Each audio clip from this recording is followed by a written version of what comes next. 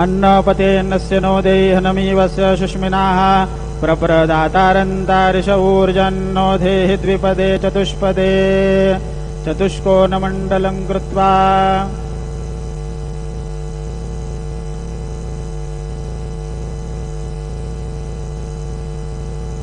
तदुपरि नैवेद्यपात्रन्निधाय गायत्रीमन्त्रेण पात्रान् सम्प्रोक्ष धेनुमुद्राम् अमृतीकृत्य ऋतन्त्वा सत्येन परिषिञ्चामि नैवेद्यं निवेदयामि। ॐ प्राणाय स्वाहा, ॐ अपानाय स्वाहा, ॐ व्यानाय स्वाहा, ॐ उदानाय स्वाहा, ॐ समानाय स्वाहा, ॐ ब्रह्मणे नमः।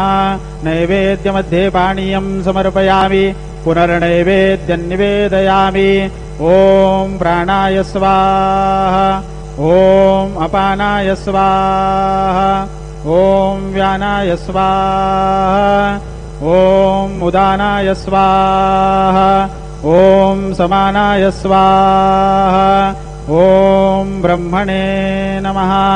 नैवेद्यं समर्पयामि।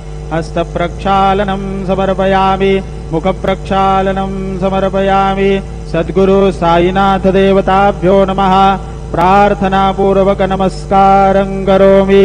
श्री सच्चिदानंद सद्गुरु साईनाथ महाराज की जय।